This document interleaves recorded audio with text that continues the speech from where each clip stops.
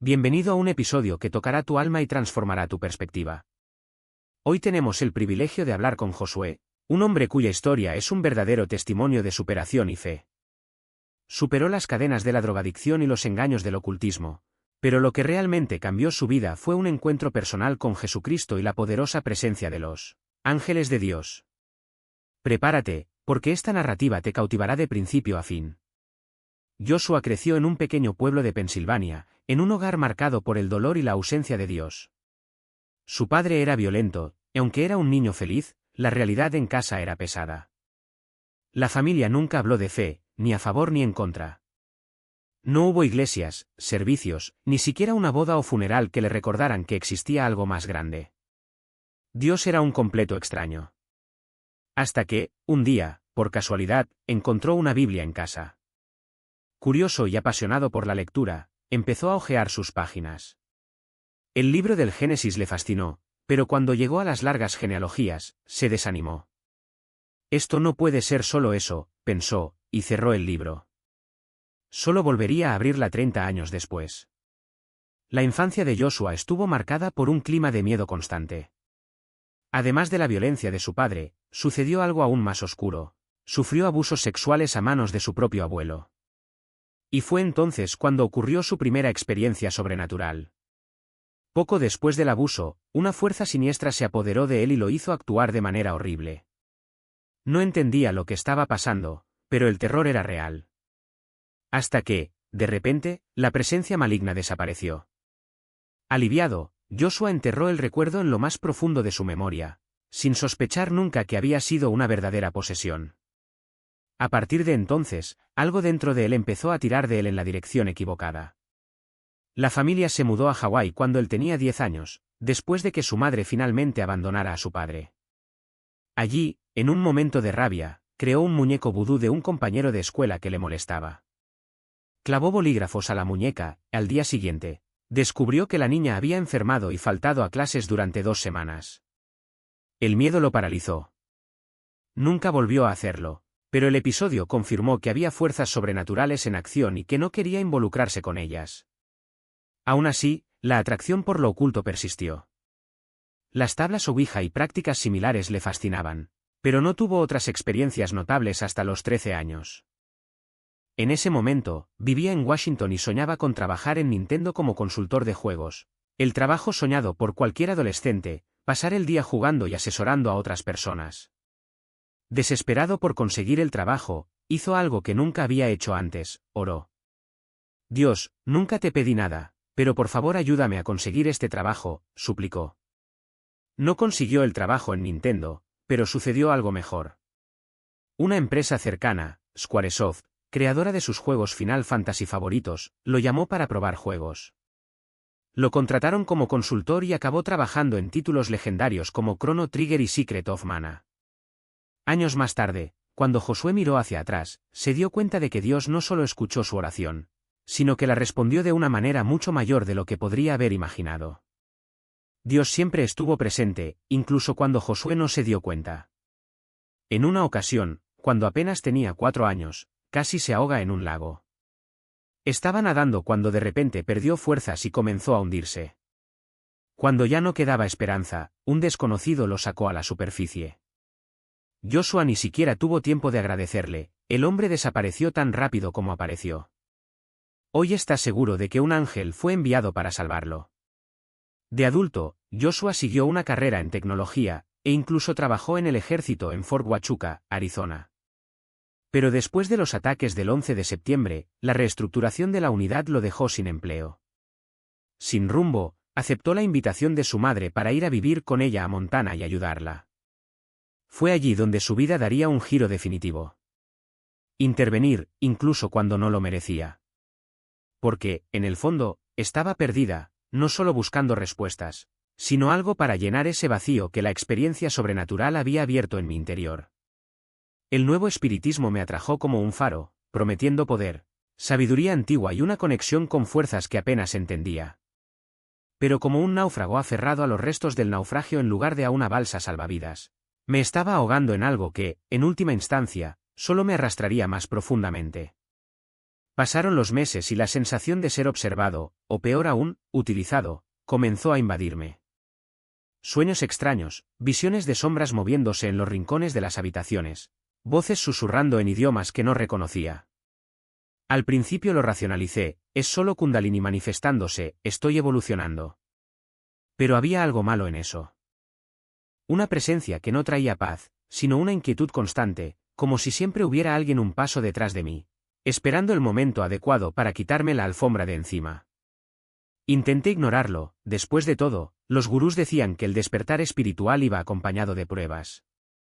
Es el precio de la iluminación, me repetí, mientras los espejos de la casa reflejaban cosas que no estaban allí. Fue en una noche de luna llena, cuando decidí meditar al aire libre, cerca del río Flathead, que todo cambió. Estaba sentada sobre una roca, con las manos en posición de loto, tratando de canalizar esa energía que ahora parecía fluir a través de mí como un río descontrolado. De repente, el aire se sintió pesado, como si le hubieran succionado el oxígeno. Se me cortó el aliento y un escalofrío recorrió mi columna, no del tipo que surge del frío, sino del tipo que surge al reconocer que no estás solo. Algo respiró conmigo. Y entonces, una voz, no en mis oídos, sino dentro de mi cabeza, susurró, ahora eres mía. Debería haber corrido.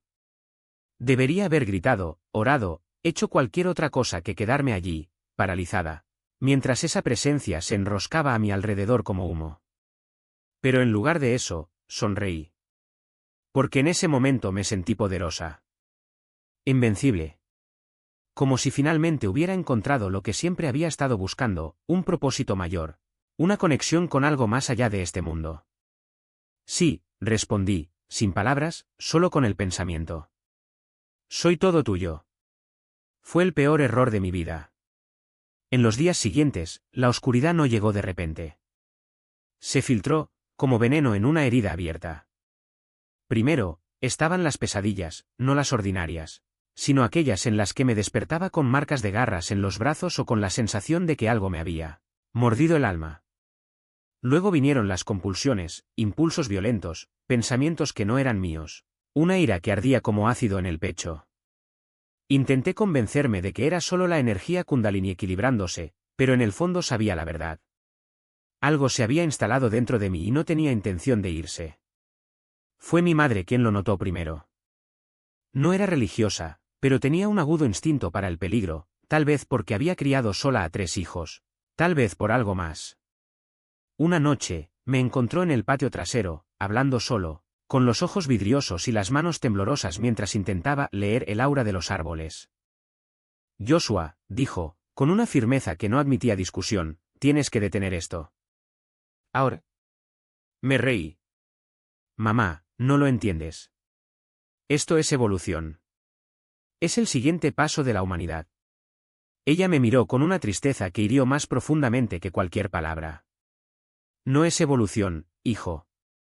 Es posesión. Esas palabras seguían resonando en mi mente como una campana de funeral. Posesión. Sabía que era verdad, pero admitirlo significaba reconocer que había fallado.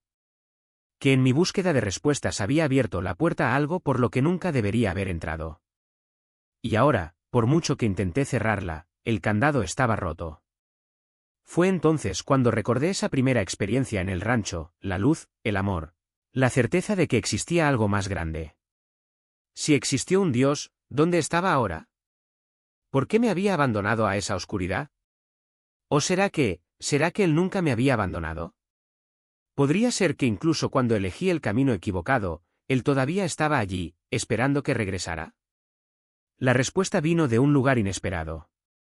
Una noche, exhausto por luchar contra las voces en mi cabeza, tomé una Biblia que mi madre guardaba en el estante, un viejo regalo de bodas, con páginas amarillentas y olor a humedad. No sabía por qué lo abrí. Quizás fue desesperación. Quizás fue el último rayo de esperanza que me quedó. Pero cuando mis dedos tocaron las páginas, un pasaje saltó ante mí como iluminado: resistid al diablo, y huirá de vosotros. Santiago 4, 7. Algo dentro de mí se rompió. No fue un clic, no fue una revelación repentina.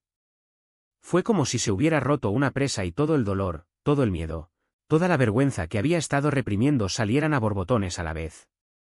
Caí de rodillas, no en oración, sino en rendición. Dios, lloré, si todavía estás allí, ayúdame. Por favor. No hubo truenos ni luces celestiales. Solo un profundo silencio. Y entonces, como un soplo de viento que pasa a través de una grieta, sentí que algo se movía dentro de mí. No oscuridad, no una energía extraña, sino una presencia. Algo puro. Algo que no me juzgara, pero que me amara lo suficiente como para no dejarme hundirme. Y así empezó la verdadera batalla. Porque el diablo no se rinde fácilmente. Durante los días siguientes, las voces se hicieron más fuertes y las visiones más vívidas, como si supiera que estaba perdiendo terreno. Me despertaba en mitad de la noche con la sensación de que algo estaba sentado en el borde de mi cama, susurrándome promesas de poder si me daba por vencido. Ya has demostrado de lo que soy capaz, dijo. ¿Por qué volver a un Dios que te abandonó? Pero ya no estaba solo. Y por primera vez lo supe. Empecé a leer la Biblia todos los días, no como un ritual, sino como un escudo. Aprendí a orar, no con palabras bonitas, sino con el corazón abierto, como un hijo que pide ayuda a su padre. Y, poco a poco, la oscuridad empezó a alejarse. No todos a la vez, no sin luchar, sino como la marea que retrocede, dejando atrás solo lo que no pertenecía allí. Hoy, cuando miro hacia atrás, veo que cada paso, incluso aquellos que me llevaron muy lejos, fue parte del camino. Dios no me ha abandonado. Estuvo ahí todo el tiempo, esperando que yo eligiera la luz sobre las sombras.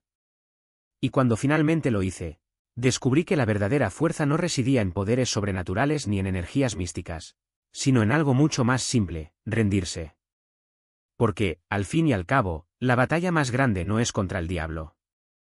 Es contra nosotros mismos, contra el orgullo que nos hace creer que podemos controlar lo invisible, contra el miedo que nos paraliza, contra la ilusión de que somos lo suficientemente fuertes para enfrentarlo solos. Y la mayor victoria no es expulsar la oscuridad, sino dejar que la luz nos encuentre, incluso cuando creamos que no la merecemos. Orquestó cada detalle de este proceso de llevarme a él. Y empezó a actuar soberanamente en mi vida. De repente, aparecieron a mi alrededor patrones inexplicables. La misma palabra repetida 5 veces en un solo día, resonando en conversaciones, en la radio, en la televisión. Personas desconocidas mencionando el mismo tema, como si alguien hubiera sincronizado todo. Encuentros inesperados con la misma persona en diferentes lugares, como si el azar hubiera sido cuidadosamente planeado. Y yo, asombrado, me di cuenta de que esto no era casualidad. No podría ser. Con cada repetición, con cada señal, crecía en mí una certeza. Solo un Dios todopoderoso podía estar detrás de esto. No hubo otra explicación. Alguien estaba moviendo las piezas, ajustando el escenario, tejiendo una red invisible de significado. Y cuando esa verdad me golpeó, el peso de lo que implicaba vino con ella. Él vio todo. Cada error, cada sombra, cada elección que traté de ocultar. El miedo me paralizó. No era una cuestión de culpa en el sentido religioso, sino de un crudo reconocimiento. Había fracasado ante algo más grande que yo. ¿Y ahora qué hacer? ¿Cómo arreglar lo irreparable? Durante 3 días el terror me consumió. Me encogí de miedo, me mordí las uñas, traté de encontrar una salida. Cualquier cosa que apaciguara esa presencia que sentía pero no entendía. Hasta que, una mañana, una pregunta rompió el silencio: ¿y si él me ama? Fue como si una llave girara en la cerradura. El miedo se disolvió instantáneamente, reemplazado por una oleada de calidez, de alivio, de algo que nunca antes había sentido. Hay un Dios. Y Él me ama. La alegría fue tan intensa que me dejó sin aliento. No sabía nada sobre Jesús, sobre la cruz, sobre la redención, pero en ese momento nada de eso importaba. Lo que importaba era que Él estaba allí, y que su presencia no era de juicio, sino de bienvenida. Impulsado por esta certeza, salí de casa en mitad de la noche, atraído por un lugar que apenas conocía, un campamento cristiano cerca de mi ciudad, con una enorme cruz erigida en el césped. Llegué a las 2 de la mañana, me arrodillé ante ella y, mirando las estrellas, dije: Dios, no sé quién eres, pero te entrego mi vida. No hubo relámpagos, ni voces del cielo, ni señales sobrenaturales. simplemente una paz extraña, como si una puerta que ni siquiera sabía que existía se hubiera abierto dentro de mí. Y, sin razón aparente, comencé a llamarlo padre. No porque alguien me lo hubiera enseñado, sino porque era la única palabra que tenía sentido. A partir de entonces mi búsqueda cambió. Todavía no entendía su santidad, su justicia, su perfección. Para mí, él era una mezcla de luz y sombra, como el yin y el yang. Después de todo, ¿cómo podemos explicar el mal en el mundo? ¿Cómo podemos aceptar que un Dios bueno permitiría el sufrimiento? Pero sabía una cosa, él me amaba. Y eso me bastó para buscarlo con todo lo que tenía. Empecé a devorar religiones, filosofías, enseñanzas espirituales. En medio del caos de nuevas ideas, tomé lo que me parecía verdadero y descarté el resto, como quien elige piedras preciosas en un río de arena. Estaba convencido de que Dios nunca juzgaría a nadie. Después de todo, ¿cómo podría condenar a seres ignorantes, perdidos en sus propias limitaciones? No creía en el diablo ni en el pecado como algo que requería castigo. Para mí, el mal era solo una ilusión, una sombra pasajera. Dios, pensé, era amor puro, y el amor no guarda rencores. Pero él siguió hablando. Y esta vez utilizó números. En concreto, el número 333. De repente estaba en todas partes, en el reloj, en las matrículas, en los precios de las tiendas, en las direcciones. Cientos de veces, a lo largo de 6 años, como si el universo entero hubiera sido programado para mostrarme ese número. Sabía que era él. Sabía que había un mensaje allí. ¿Pero qué significaba? Por mucho que busqué, no pude encontrar respuestas que tuvieran sentido. Ningún gurú, ningún libro, ninguna doctrina explicó ese patrón obsesivo. Y cuanto más veía el número, más me enojaba. ¿Por qué insistes en esto? Pregunté, como si él fuera un enigma por descifrar, no un padre por conocer. Hasta que, en 2008, decidí irme a Las Vegas. No por casualidad. No por impulso. Sino porque, en el fondo, sabía que algo allí me enfrentaría o me liberaría. Lo que no sabía era que el juego no sería solo de cartas. El póker me atrajo como un espejo sucio, bien en la misma compulsión que me atormentaba con los números, la misma ilusión de control. No estuvo bien, pero no importó. Lo que importaba era la adrenalina, la sensación de que, en cualquier momento, algo grande podía pasar. Y sucedió. Simplemente no de la forma que imaginaba. Las Vegas es implacable. Ella te seduce con luces y promesas y luego te arroja a la alcantarilla sin previo aviso. Y eso es exactamente lo que me hizo a mí. Llevé a un amigo, un adicto a la heroína, alguien que, como yo, creía que la vida era un casino donde el juego nunca terminaba. Juntos duplicamos la apuesta. Primero, la ciudad. Luego la aguja. La caída fue rápida. Al cabo de unas semanas, ya no reconocí al hombre del espejo. Vendió lo que tenía, robó lo que no tenía, despertó en lugares que no recordaba. La heroína no es una adicción, es una rendición. Crees que tienes el control, hasta que te das cuenta de que ella ya te tiene. Y cuando se da cuenta, ya es demasiado tarde. Tu cuerpo se convierte en arena, tus huesos crujen, tu mente se disuelve en una niebla de necesidad. 3 días sin ella y eres un fantasma. 4 y ya no sabes si está vivo. No quería ayuda. Ayudar significaba admitir que había perdido y que todavía creía que podía ganar. Entonces, cuando se acabó el dinero, comencé a robar. Jeans, camisetas, cualquier cosa que pudiera cambiar por un poco más de olvido. Las Vegas tiene ojos en todas partes. Me pillaron al primer intento. La segunda vez no me dejaron ir tan fácilmente. La cárcel fue mi primer encuentro con la sobriedad en meses. No había heroína, no había escapatoria. Solo yo, 4 paredes y la voz que nunca calla. ¿Por qué insistes en esto? Todavía creía en Dios, o algo así. Un Dios a quien, en mi opinión, realmente no le importaba lo que yo hiciera mientras buscara la verdad. Qué irónico. Un Dios que imaginaba indiferente, mientras me ahogaba en mi propia miseria. Fue allí donde conocí a un hombre con una Biblia. Me miró y dijo, «¿Eres rico?»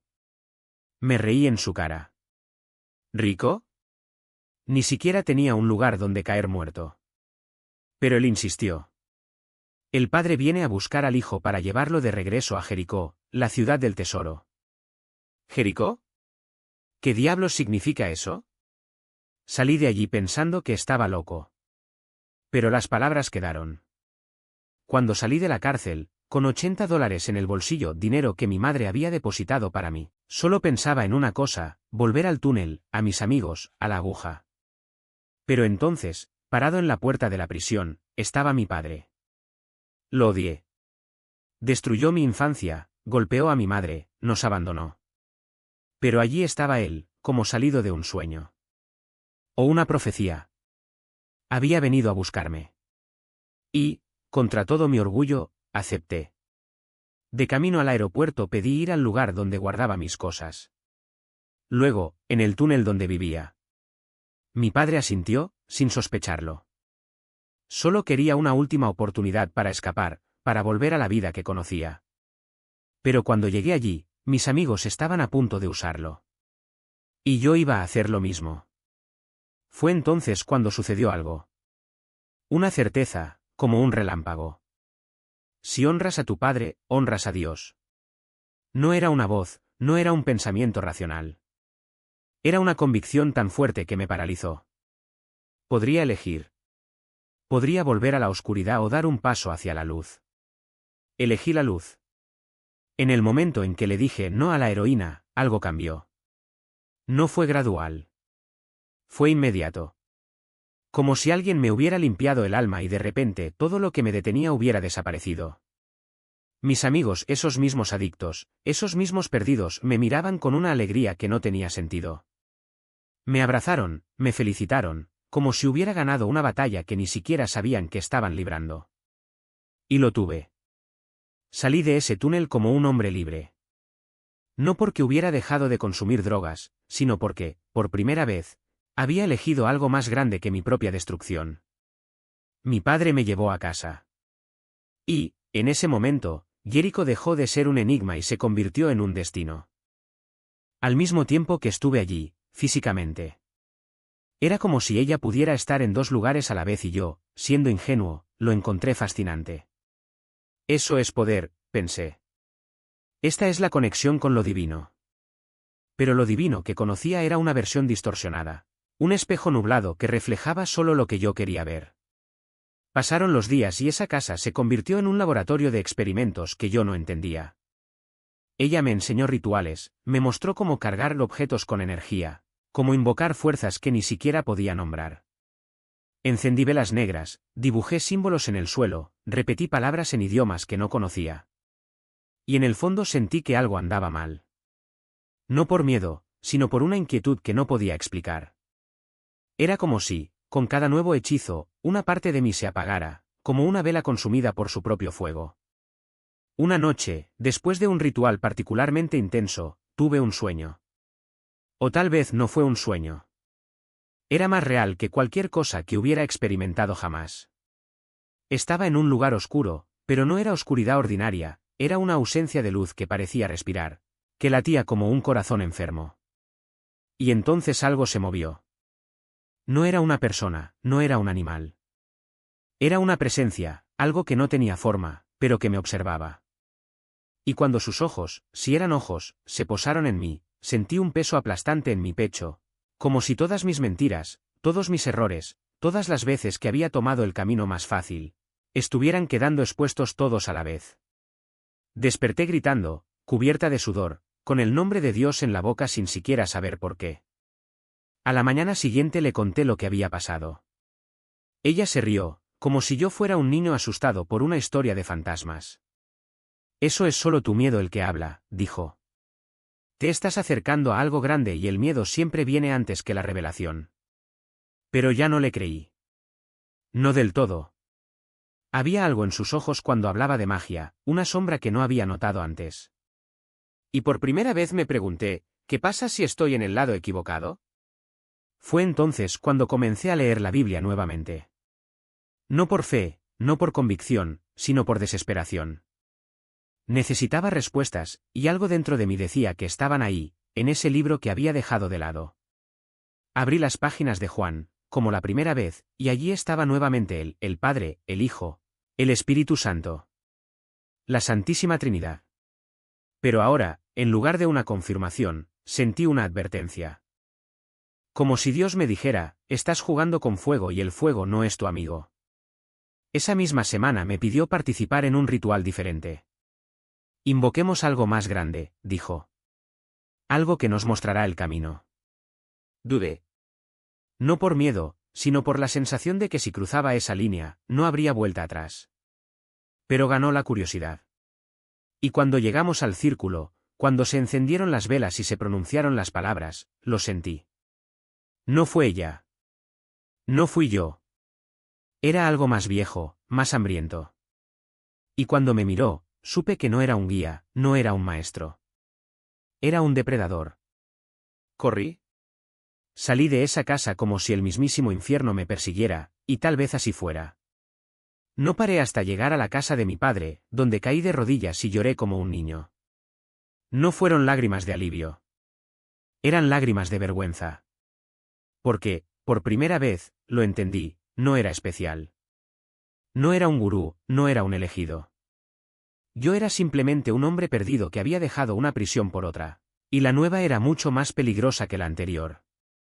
Mi padre no dijo nada.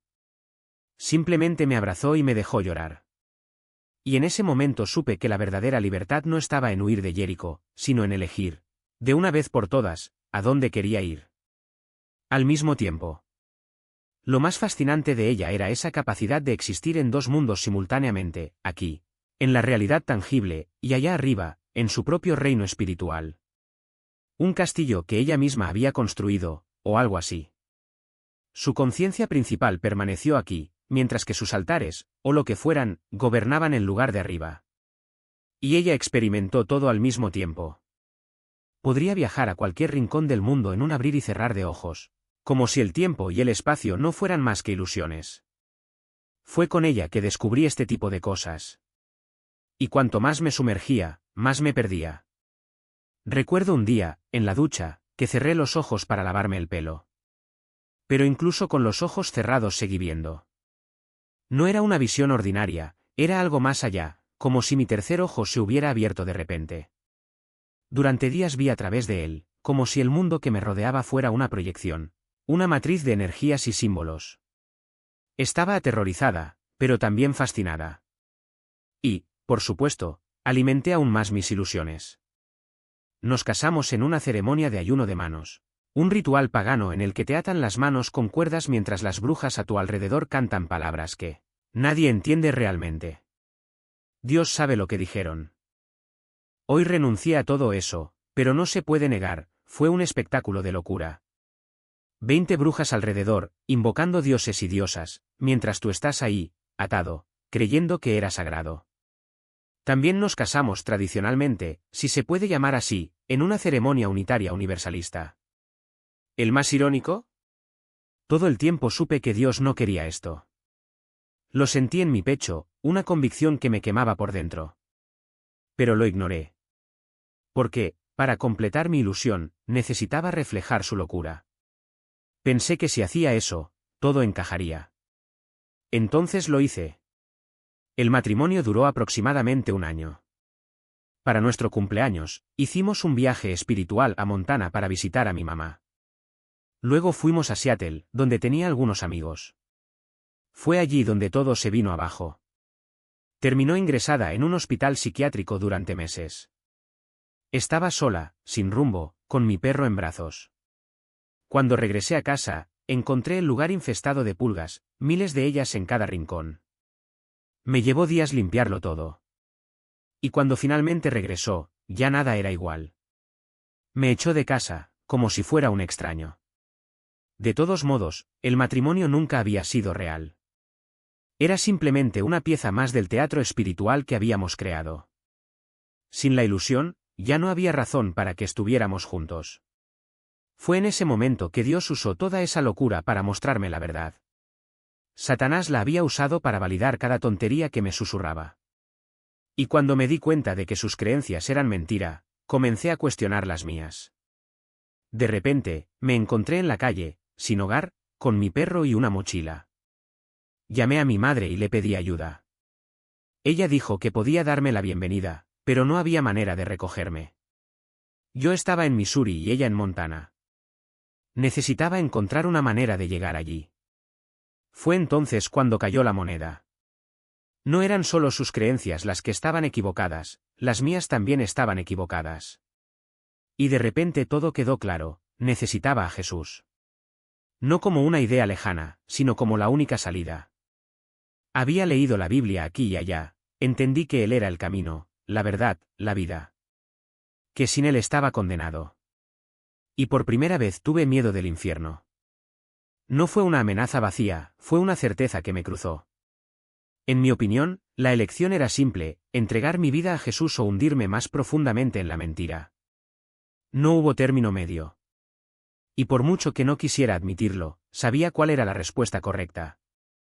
No quería ser cristiano.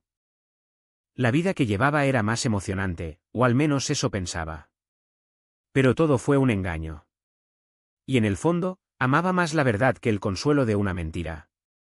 Entonces, por primera vez, oré. Dijo, Jesús, confío en ti. Llévame a casa. Y, en el mismo momento, todo empezó a encajar. Decidí ir a las paradas de camiones, haciendo autostop. Mi perro me ayudó, la gente se arrepintió y se detuvo. En Missouri, un camionero me dijo que no podía llevarme porque iba en dirección contraria, pero me dio un consejo. Cuando llegues a Nebraska, no te detengas en el medio del estado. Te quedarás atrapado allí. Sigue hasta el final. Y me dio $20. En Iowa, otro camionero me dio otros $20 y comida para mi perro. Personas que nunca había visto antes aparecieron de la nada para ayudarme. Algunos me ofrecieron refugio, otros comida. Fue como si, en el momento en que decidí confiar, Dios mismo estuviera allanando el camino. Y supe que no era una coincidencia. Fue Él quien me dijo, elegiste lo correcto.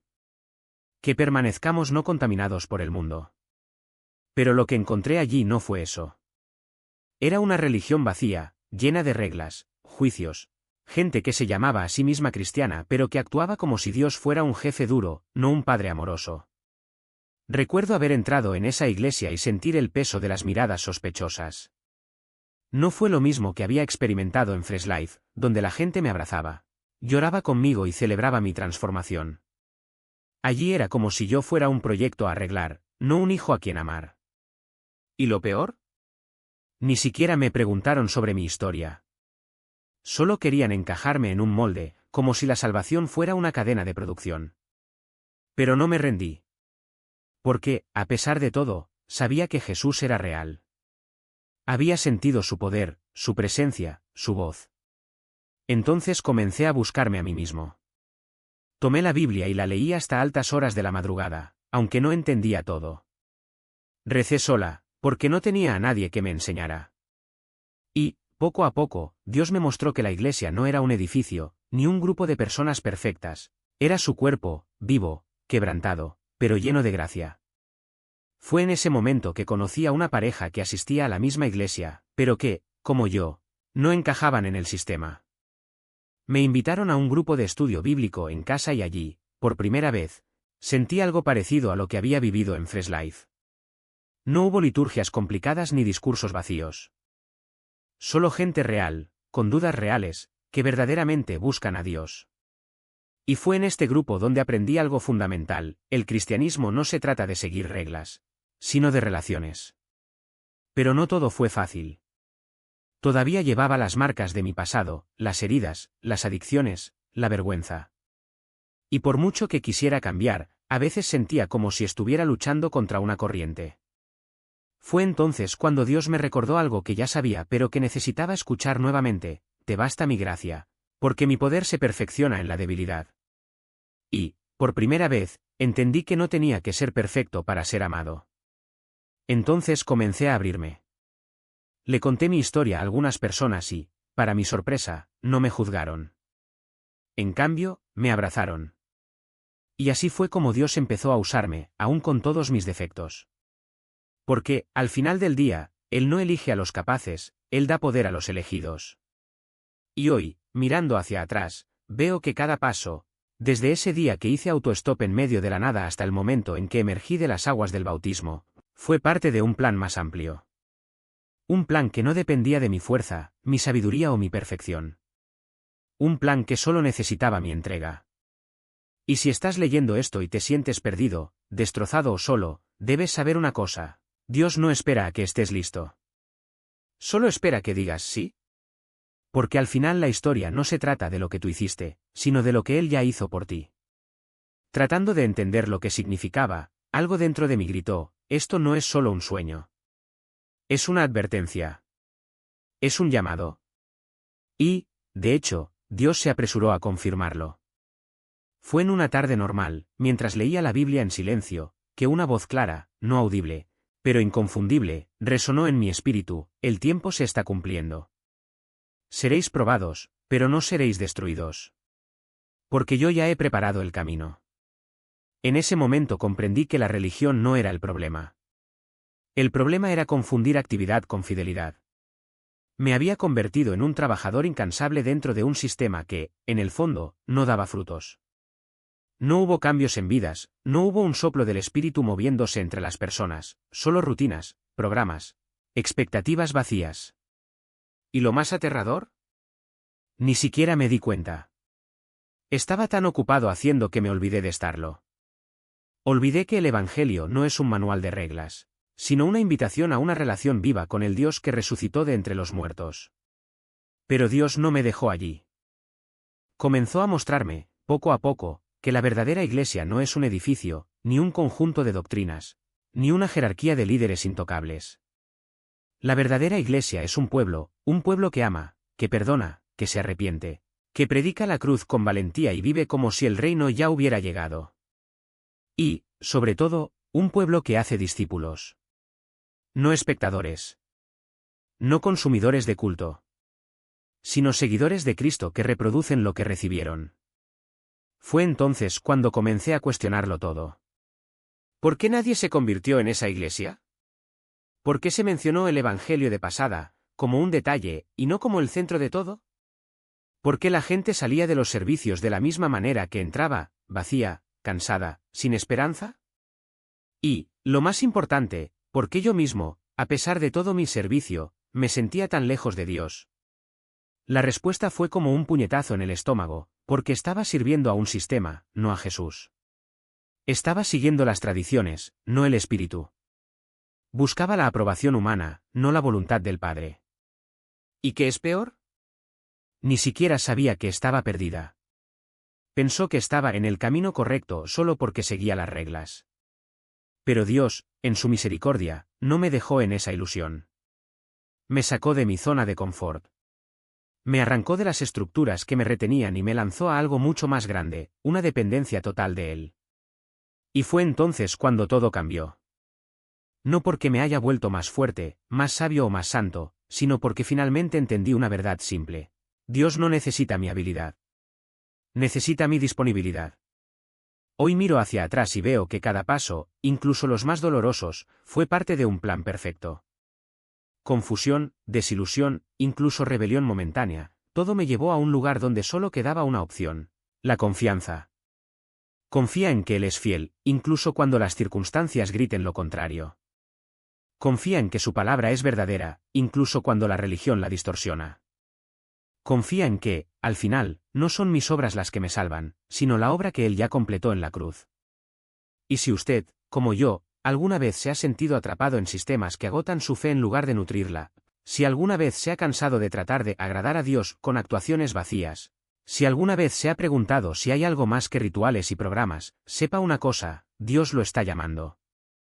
Fuera de la religión. Por miedo. Por autosuficiencia. Él te está llamando a sí mismo, a una vida donde el Evangelio no solo se predica, sino que se vive.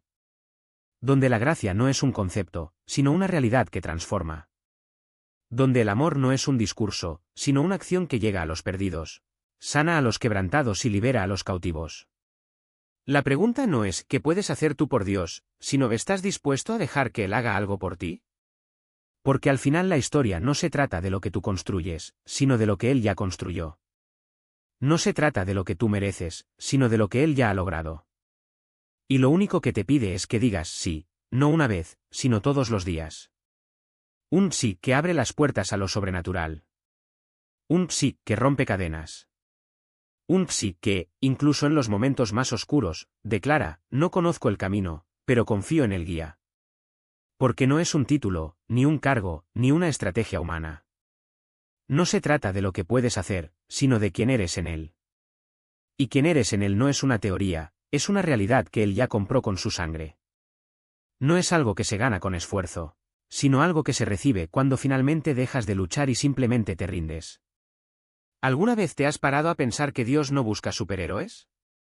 Está buscando corazones quebrantados, dispuesto a decir, Señor, yo no puedo hacerlo, pero tú sí. Porque es en ese preciso momento que Él se mueve. Cuando admites tu debilidad, Él muestra su fuerza. Cuando confiesas tu incapacidad, Él revela su poder. Y cuando finalmente comprendes que no se trata de ti, sino de Él obrando a través de ti, sucede algo sobrenatural. ¿Recuerdas esa noche en la que te despertaron en medio de la oscuridad? No fue una coincidencia. No fue un sueño cualquiera. Fue una invitación. Un llamado a experimentar algo que va más allá de la religión, más allá de las cuatro paredes de una iglesia, más allá de lo que los ojos pueden ver. Fue un vistazo del cielo invadiendo la tierra. Y lo que Él te mostró no fue solo un alivio para tus dolores de cabeza, sino una clave para algo mucho más grande, la unidad con Él. No una unidad teórica, sino una unidad real, donde tú y Él se vuelven uno, como el vino y el agua que ya no se pueden separar. ¿Y sabes qué es lo más increíble? Esta unidad no es para que la guardes como un tesoro secreto. Se va a verter. Es para compartir. Debe vivirse de tal manera que el mundo que te rodea no pueda ignorarlo. Porque cuando vives en esta realidad, la gente ya no te ve, lo ven a Él. Ya no escuchan tus palabras, escuchan su voz.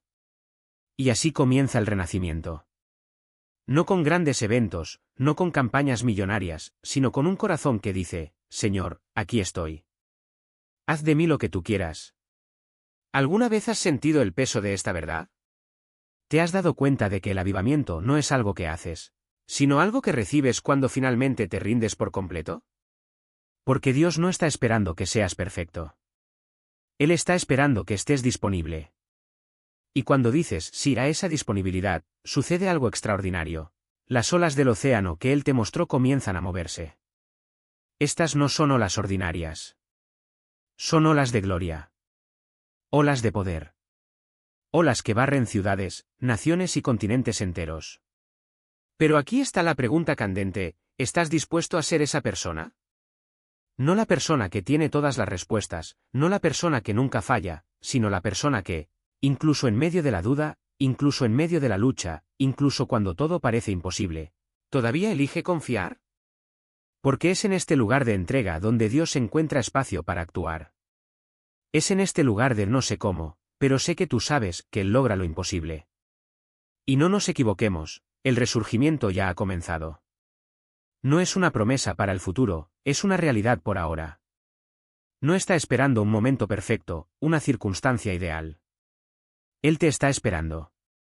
Por ese sí que dice, Señor, no entiendo, pero lo haré. No veo el camino, pero confío. Porque cuando das ese paso, las olas empiezan a moverse. Y cuando las olas se mueven, el mundo entero se ve afectado. Entonces, ¿cuál será tu respuesta hoy? ¿Seguirás intentando hacer las cosas a tu manera o finalmente te rendirás a su manera? No se trata de religión. No se trata de rituales. Se trata de una relación tan profunda, tan íntima, que usted y Él se vuelven uno. Y cuando eso sucede, no hay límite para lo que Dios puede hacer a través de usted. Porque el avivamiento no es un evento, es una persona. Y esa persona es Jesús. Y Él te está llamando a ser uno con Él. Vivir en Él. Para dejarle vivir en ti. ¿Qué harás con este llamado? Tocándome los hombros, los brazos, como si alguien estuviera ahí, a mi lado, cantando conmigo. No era una sensación física ordinaria, era algo más allá de lo natural, algo que solo podía describirse como presencia. Y entonces, de repente, la voz se detuvo. El timbre cesó. Pero el peso de la gloria permaneció en el aire, como si el mismo cielo se hubiera inclinado para escuchar. No sabía qué hacer. Me quedé ahí, de rodillas, con el corazón latiendo tan fuerte que parecía que se me iba a salir de la boca. Y entonces, como si se hubiera descorrido una cortina invisible, lo vi. No con ojos físicos, sino con algo más profundo, algo que solo entienden aquellos que han sido tocados por Dios. Era Él. No en forma humana, no como un ángel, sino como una realidad, una presencia tan intensa que me hizo caer postrado, boca abajo en el suelo. No fue miedo. Fue reverencia. Era la certeza de que, en ese preciso momento, estaba en el salón del trono, a pesar de que estaba en una cabaña en medio de la nada. Y luego habló. No con palabras audibles, sino con una comunicación que atravesó mi alma como un río de fuego. Has sido elegido. No por lo que has hecho, sino por lo que yo haré en ti. El llamado no se trata de lo que puedes lograr, sino de quién puedes llegar a ser. Y quien llegues a ser depende de una sola elección: si me dejarás cambiarte o si seguirás intentando arreglarte a ti mismo. Lloré. No lágrimas de tristeza, sino de alivio. Porque, por primera vez en años, entendí, no se trataba de que yo fuera lo suficientemente fuerte, lo suficientemente inteligente, lo suficientemente espiritual. Se trataba de rendirse. Se trataba de dejar de luchar contra la corriente y finalmente dejar que él me llevara. Y en ese instante, algo dentro de mí se rompió. No como algo que se rompe, sino como una represa que se rompe, de repente, todo lo que estaba represado brotó: el miedo, la vergüenza, la culpa, la duda. Todo fue arrastrado por una ola de misericordia que no merecía, pero que él me dio de todos modos. Cuando miré hacia arriba, la cabaña estaba igual. La música seguía sonando. Pero ya no era el mismo. Algo había cambiado. No fue una emoción pasajera, fue un cambio de dirección.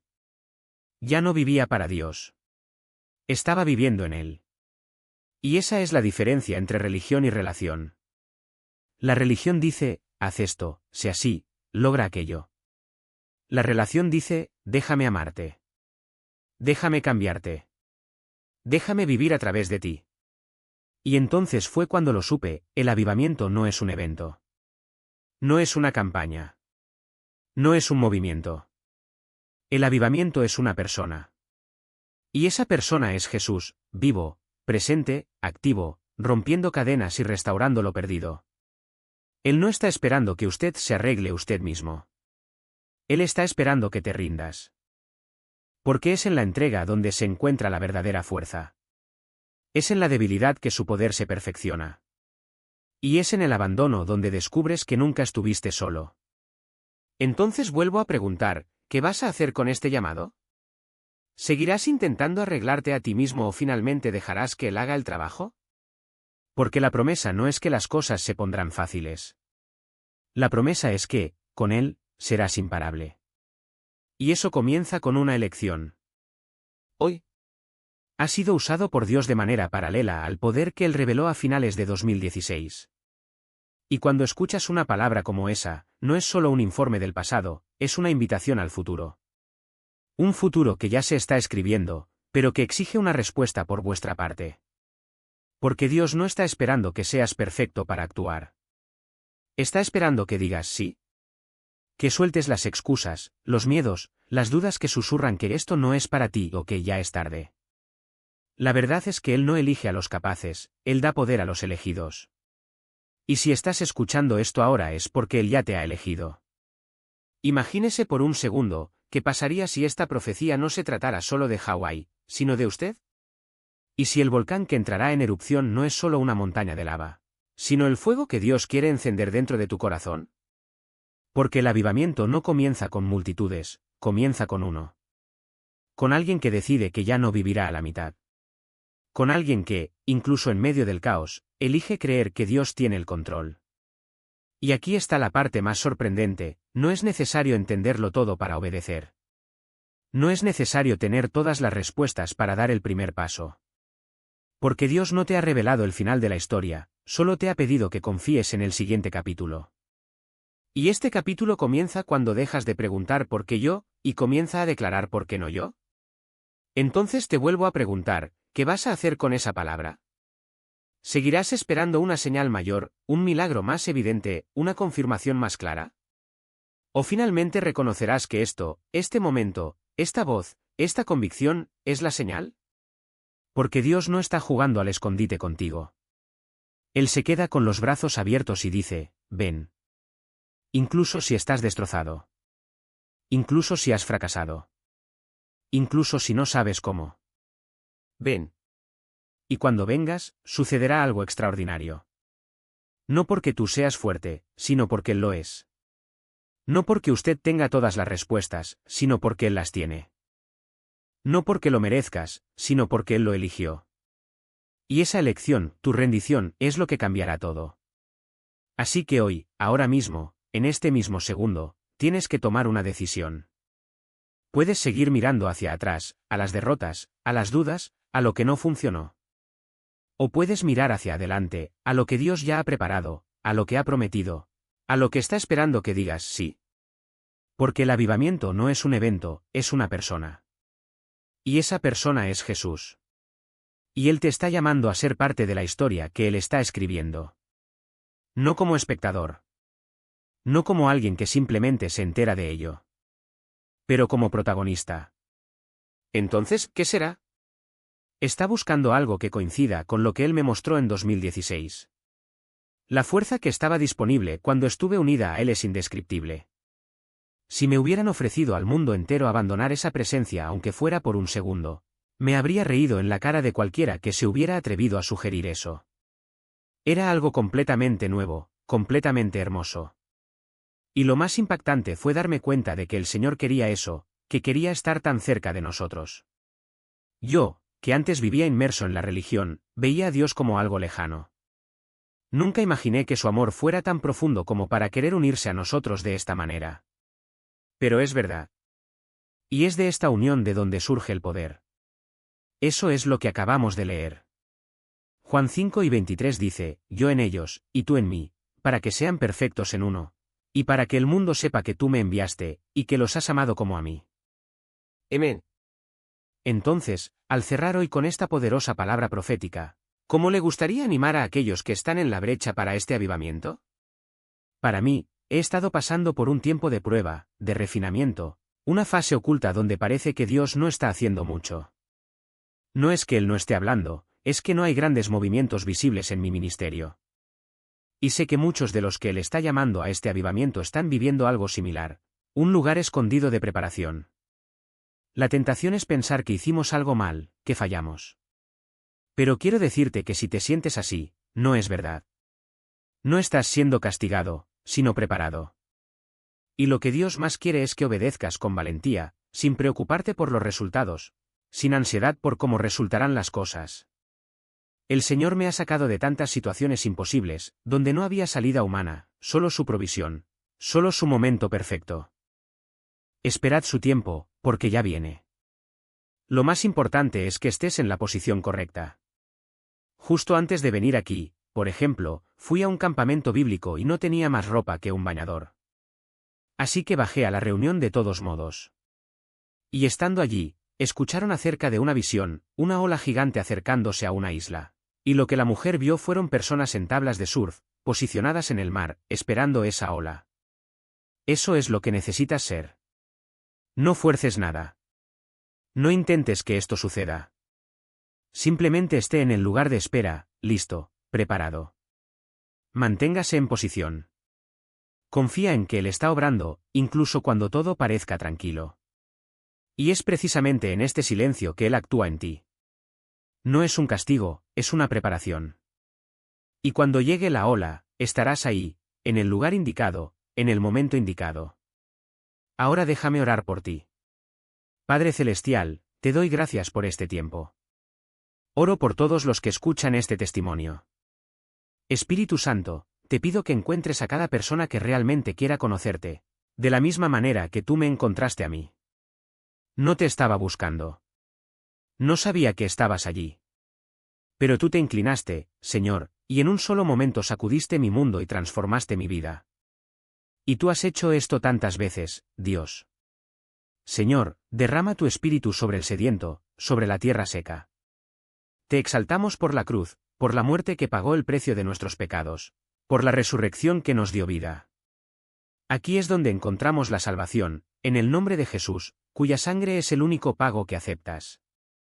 Simplemente cree y acude a ti, y sucederán maravillas. Me encuentro con personas donde quiera que estén, ya sea que necesiten salvación, liberación o curación. Gracias por liberarme de las drogas, de las cadenas de la adicción, de los encuentros oscuros. Oro para que liberes a todos los que están atrapados, atormentados, dominados por adicciones o cualquier cosa que los oprima. Rompe estas cadenas, Señor, en el nombre de Jesús. Y por aquellos que son llamados, oro para que los liberes de cualquier religiosidad que los mantenga estancados, de cualquier miedo que les impida avanzar. Les da el coraje para dar el paso, aunque parezca una locura, aunque todos a su alrededor digan que es imposible. Porque, Señor, cuando la gente no entiende lo que estás haciendo, es señal de que algo grande viene. Dales audacia para obedecer, sin preocuparse por el cómo. Y por aquellos que están cansados, que se sienten olvidados, que no ven que suceda nada, oro para que los fortalezcas. Hágales saber que están siendo posicionados, no abandonados. Que tú vengas de manera sobrenatural, trayendo revelaciones, visiones, palabras proféticas que confirmen el llamado a sus vidas. Así como Josué habló acerca de estar en la posición correcta, oro para que cimentes ese llamado en cada corazón. Les des una nueva vida, un fuego fresco, una unción fresca. En el nombre de Jesús. Jesús. Jesús. Amén. Amén. Aleluya. Aleluya.